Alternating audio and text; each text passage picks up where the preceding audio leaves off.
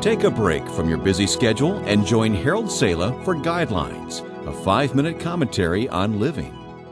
In the upper room, Jesus charged the disciples, "Don't be troubled, don't be afraid." He knew what was ahead. They did not. But instead of struggling with panic, Jesus was calm, fully in control.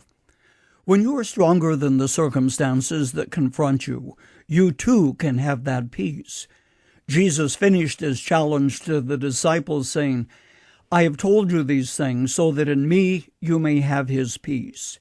In the world you will have trouble, but take heart, I have overcome the world." Do you believe that? When you are convinced that God is still in control of the world, you can have his peace and know no fear regardless of what may happen. George Bernard Shaw once quipped that if there is life on other planets, they must be using Earth for their insane asylum. The news today would only seem to confirm that. There is no logic in the thinking that drives terrorists or pushes nations to the brink of war where there is no winner. The overview of history, however, including the accurate descriptions of the rise and fall of nations recorded in the Bible, still confirms the reality that there is an unseen hand who writes the destinies of nations, as well as the sagas of those who briefly come to center stage as world leaders, but quickly pass from the scene. A German poet, Führer von Logau, who died in 1655, is credited with having written, "Though the mills of God grind slowly, yet they grind exceeding fine. Though with patience he stands waiting, with exactness grinds he all." Jesus knew how things would play out. That's why he said, "Don't be troubled, don't be afraid." The old story goes that a little girl was a passenger aboard a ship which was captained by her father, and as the ship crossed the Atlantic, it was caught in a winter storm. Gales lashed the vessel that tossed and rolled with the angry waves. The captain, concerned for the safety of the passengers, asked the steward to have every passenger put on his or her life jacket and prepare to evacuate. Gently the steward knocked on the door of the cabin occupied by the little girl and told her that orders had been given to put on the life jackets.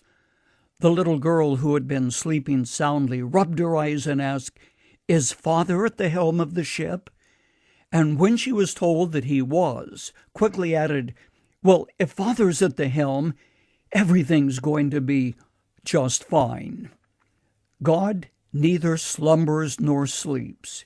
He is not indifferent to our world, not to our personal needs. His hand is not short or too weak to reach out to you at the point of your need. And that's why you need fear no evil as you walk into the future. Do you recall the words of the boy shepherd turned king of Israel who wrote those marvelous words in Psalm 23?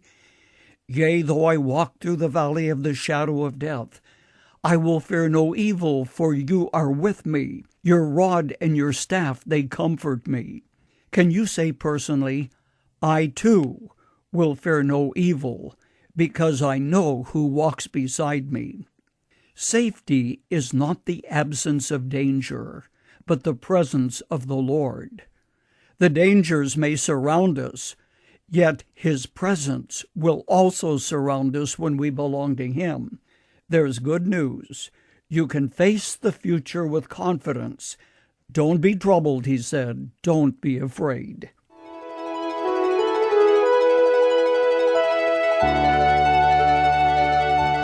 You've just heard Dr. Harold Sala with Guidelines, a 5-minute commentary on living.